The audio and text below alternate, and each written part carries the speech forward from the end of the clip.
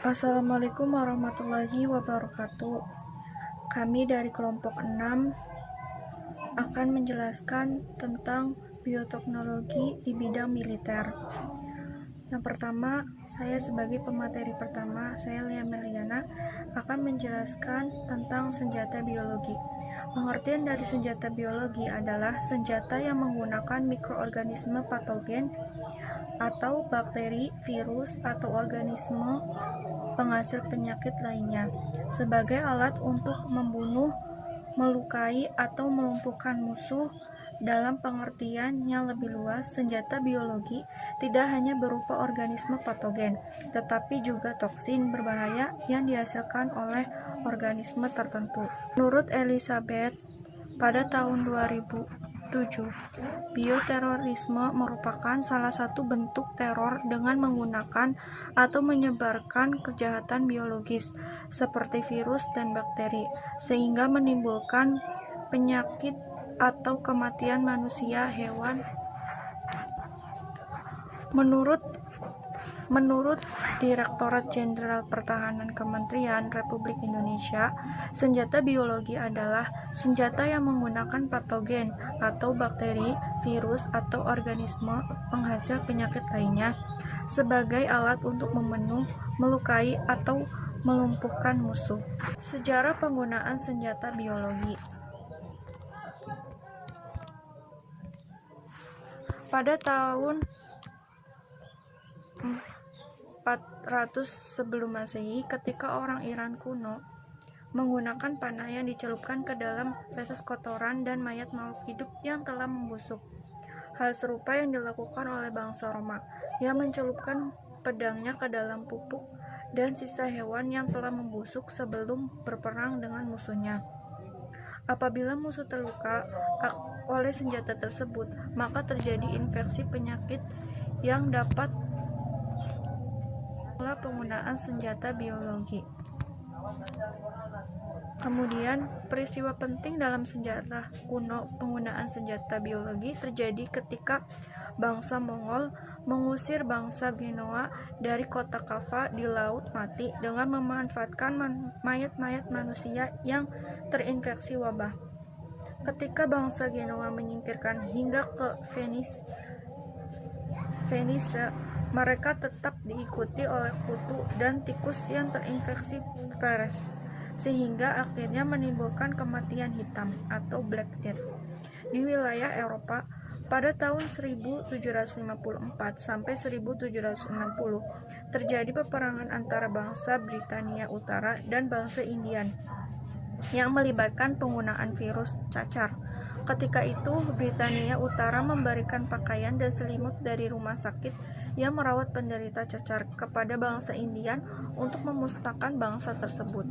Di Perang Dunia Pertama, Jerman menggunakan dua bakteri patogen, yaitu Burkholderia malae penyebab glanders dan Bacillus anthracis penyebab antraks. Menurut Hagstad pada tahun 2000, Perang Dunia I dan II pun tidak lepas dari perang senjata biologis tersebut. Selama Perang Dunia Kedua, Jepang melakukan suatu riset penelitian dengan menggunakan 3.000 tahanan perang sebagai objek penelitian, dan sebagian besar tahanan perang tersebut dipapar oleh bakteri Bacillus anthracis yang merupakan bakteri penyebab penyakit antraks. Pada tahun 1932 sampai 1935, Jepang mengembangkan program pembuatan senjata biologi di Cina yang dinamakan Unit 731. Sebanyak 3.000 ilmuwan Jepang bekerja untuk melakukan penelitian terhadap berbagai agen biologi yang berpotensi sebagai senjata, misalnya kolera, pes, dan penyakit seksual yang menular. Eksperimen yang dilakukan menggunakan tahanan Cina yang mengakibatkan kurang lebih 10.000 tahanan mati. Sejak saat itu, tidak hanya Jepang yang mengembangkan senjata biologi, namun diikuti oleh negara-negara lain seperti Amerika Serikat dan Uni Soviet. Hayati sebagai senjata. Pada prinsipnya, semua bahan hayati yang bersifat patogen penyebab penyakit dapat dijadikan senjata biologi.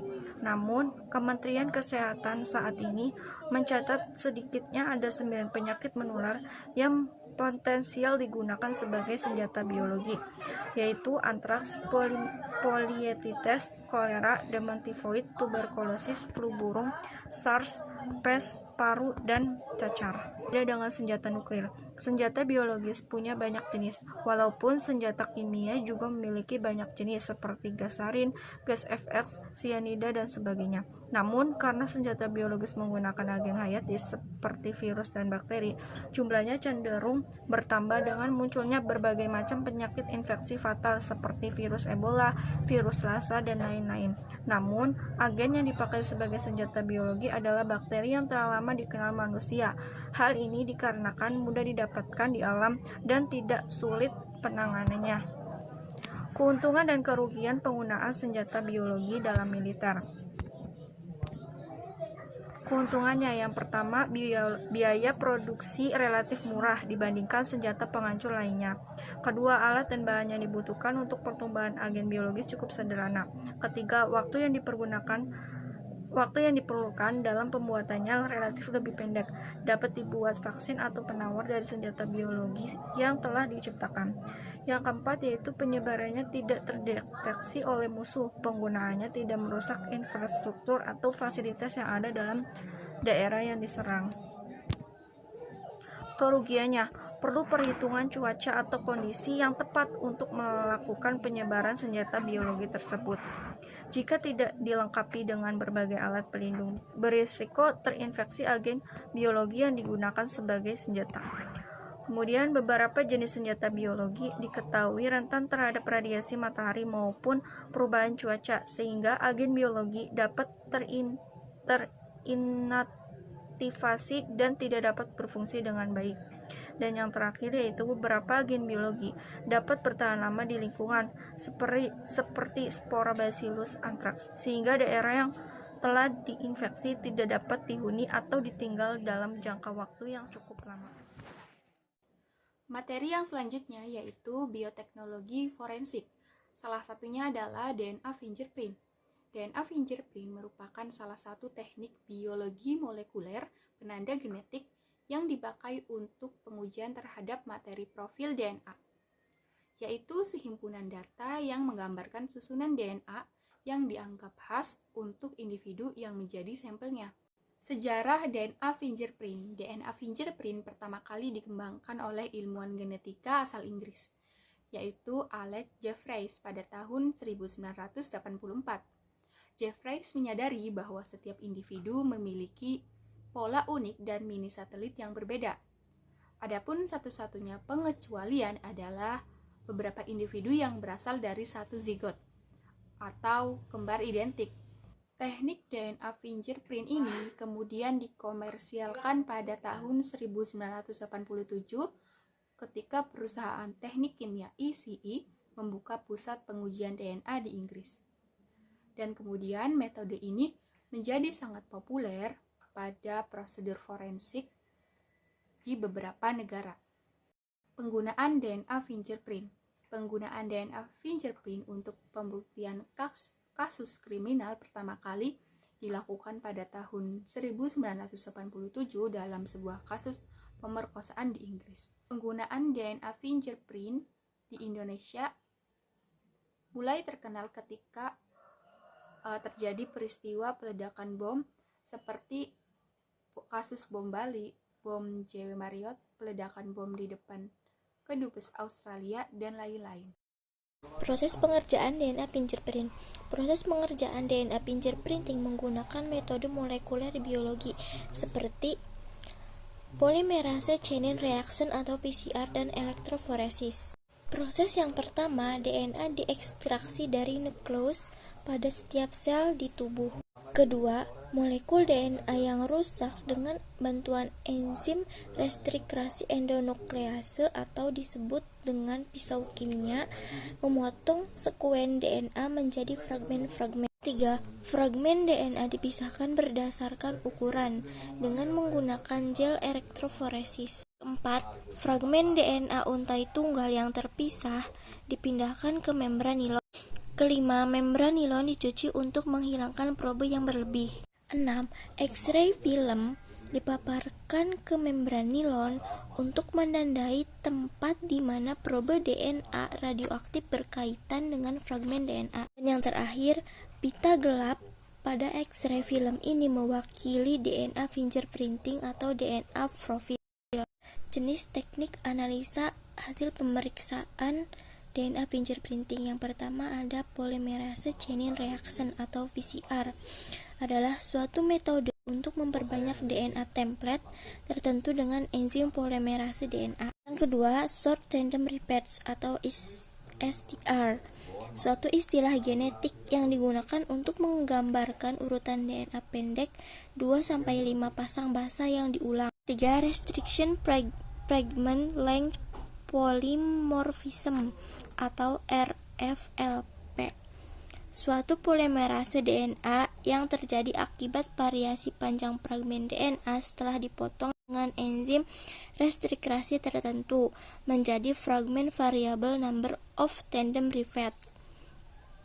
Teknik ini dilakukan dengan memanfaatkan suatu enzim restrikrasi yang mampu mengenal urutan basa tertentu dan memotong DNA basanya 4-6 urutan basa. Ya, analisa hasil tes DNA fingerprint. Yang pertama, memotong, mengukur, dan mensortir.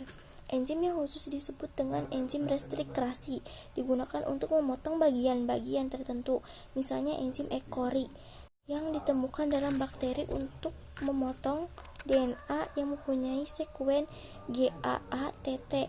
Potongan DNA disortir menurut ukuran dengan teknik penyaringan disebut elektroforesis. Potongan DNA dilewatkan gel yang dibuat dari agarose. Teknik ini untuk memisahkan pita-pita menurut berat molekul. 2. Transfer DNA ke membran nilon. Distribusi potongan DNA ditransfer pada selai nilon dengan menempatkan membran nilon di atas gel yang direndam selama 1 malam. Yang ketiga, isolasi DNA. Sistematika ini dimulai dari proses pengambilan sampel. Setelah sampel didapatkan dari bagian tubuh tertentu, DNA fingerprint dimulai dengan isolasi DNA. Kemudian sampel DNA diamplifikasi dengan menggunakan PCR. Bahan kimia yang digunakan untuk isolasi adalah phenolchloroform dan silex. Phenolchloroform digunakan untuk isolasi darah yang berbentuk cairan, sedangkan silex digunakan untuk isolasi barang bukti berupa rambut. Yang terakhir adalah probing. Dengan menambahkan radioaktif atau pewarna probe pada selai membran nilon menghasilkan DNA fingerprint. Setiap probe batang pendek atau pita hanya ada 1 atau 2 tempat yang khas pada helaian membran nilon tersebut. Memisahkan pita-pita menurut berat molekul. 2. Transfer DNA ke membran nilon. Distribusi potongan DNA ditransfer pada selai nilon dengan menempatkan membran nilon di atas gel yang direndam selama 1 malam. Yang ketiga, isolasi DNA. Sistematika ini dimulai dari proses pengambilan sampel. Setelah sampel didapatkan dari bagian tubuh tertentu, DNA fingerprint dimulai dengan isolasi DNA. Kemudian sampel DNA diamplifikasi dengan menggunakan PCR. Bahan kimia yang digunakan untuk isolasi adalah phenolchloroform dan silex. Phenolchloroform digunakan untuk isolasi darah yang berbentuk cairan, sedangkan silex digunakan untuk isolasi barang bukti berupa rambut. Yang terakhir adalah probing.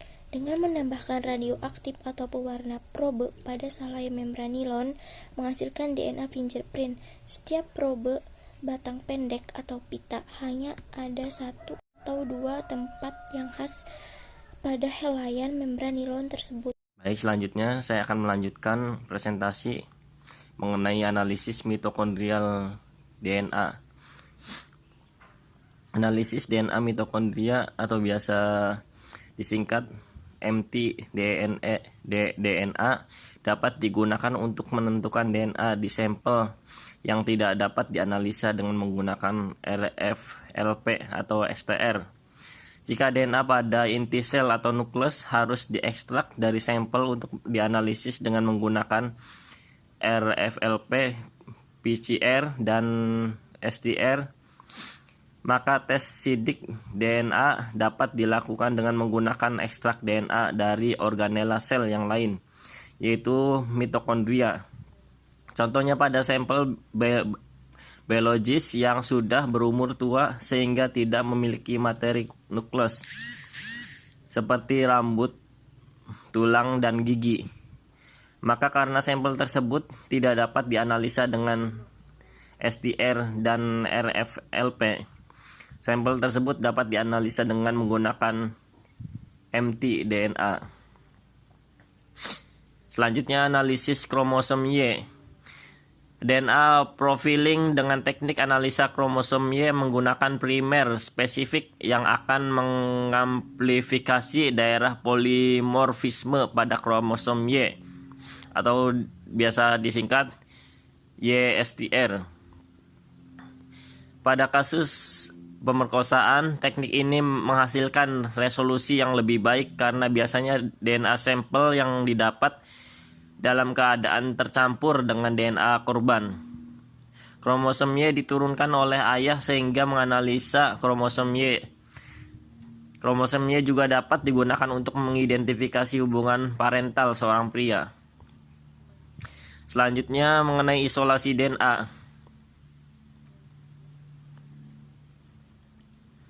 Ada banyak hal yang dapat Anda gunakan untuk mengumpulkan DNA seperti darah, rambut, kuku, gigi, air liur, kulit, ataupun sel lainnya.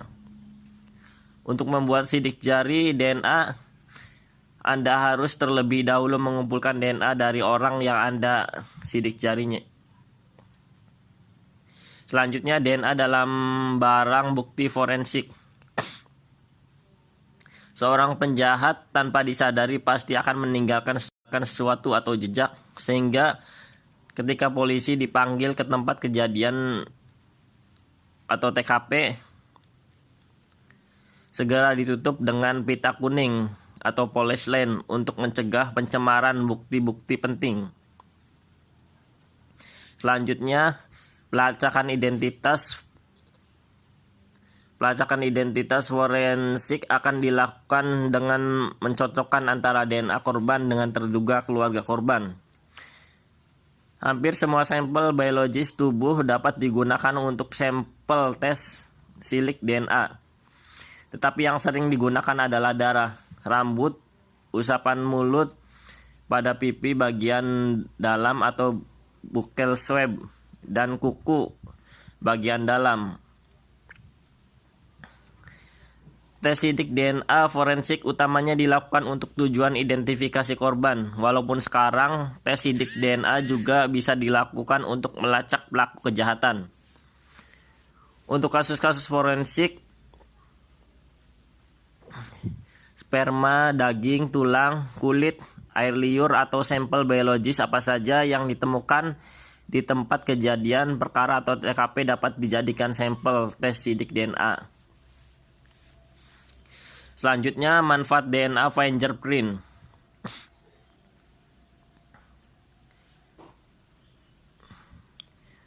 Adapun beberapa manfaatnya yaitu tes DNA untuk kepentingan forensik yang berhubungan tadi sudah saya jelaskan. Ada tes DNA untuk membantu kegiatan medis,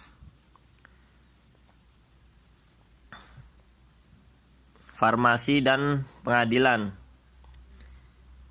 Selanjutnya, tes DNA dalam mendukung kepentingan lingkungan dan agrikultur. Selanjutnya, kelebihan dan kelemahan DNA fingerprint.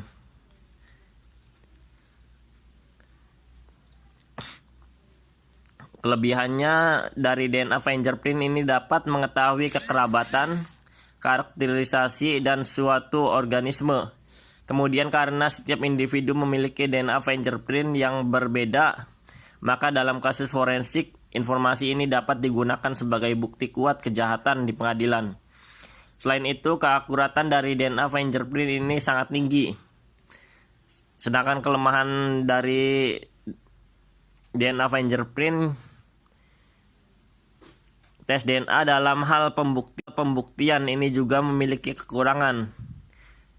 Di antaranya, jika pelaku adalah saudara kembar identik dari tersangka karena keduanya memiliki pita DNA yang sama persis sehingga menyulitkan proses identifikasi pelaku.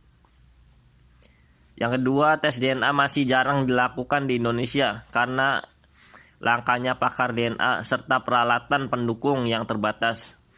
Hal tersebut menyebabkan biaya untuk melakukan tes ini sangat mahal. Kemudian di sini saya akan menjelaskan mengenai tujuan DNA fingerprint. DNA fingerprint pada umumnya memiliki tujuan yaitu seperti yang pertama, penentuan perwalian anak atau penentuan orang tua dari anak atau disebut dengan tes paternitas. Kemudian yang kedua, yaitu urusan migrasi dan kewarganegaraan. Yang ketiga, solusi kasus bayi tertukar. Yang keempat, identifikasi korban kecelakaan. Dan yang terakhir, untuk pembuktian terhadap kasus-kasus kriminal seperti pemerkosaan dan pembunuhan. Yang selanjutnya yaitu metode identifikasi forensik. Yang pertama, metode identifikasi visual. Metode ini dengan cara memperlihatkan jenazah pada orang-orang yang merasa kehilangan anggota keluarga. Kemudian, metode identifikasi dokumen, seperti kartu identitas, baik berupa SIM, KTP, paspor, dan sebagainya, yang waktu dijumpai dalam saku pakaian yang dikenakan jenazah akan sangat membantu. Kemudian ada metode identifikasi properti, yaitu berupa pakaian dan perhiasan yang dikenakan jenazah mungkin dapat diketahui merek atau nama pembuat, ukuran, inisial nama pemilik, lencana, atau hal lain yang dapat membantu. Kemudian ada metode identifikasi medik, yaitu metode ini menggunakan parameter berupa tinggi badan, berat badan, warna rambut, warna mata, cacat atau kelainan khusus, tato atau rajah, dan lain-lain. Lalu metode identifikasi serologik, yaitu bertujuan untuk menentukan golongan darah jenazah. Kemudian metode identifikasi gigi. Pemeriksaan ini meliputi pencatatan data gigi dan rahang yang dapat dilakukan menggunakan pemeriksaan secara manual, sinar X, dan pencetakan gigi serta rahang. Kemudian metode identifikasi sidik jari, yaitu membandingkan gambaran sidik jari jenazah dengan data sidik jari antemortem orang tersebut. Kemudian metode identifikasi DNA, yaitu metode ini umumnya membutuhkan sampel darah dari korban yang hendak diperiksa. Dapat pula diambil dari tulang, kuku, rambut, meskipun jumlah DNA-nya tidak sebanyak jumlah DNA sampel darah. Kemudian yang terakhir ada metode identifikasi eksklusi. Digunakan pada kasus kecelakaan massal yang melibatkan sejumlah orang yang dapat diketahui identitasnya. Misalnya penumpang pesawat, kapal laut, kereta api, dan lain-lain. Terima kasih presentasi dari kami kelompok 6. Sekian. Wassalamualaikum warahmatullahi wabarakatuh.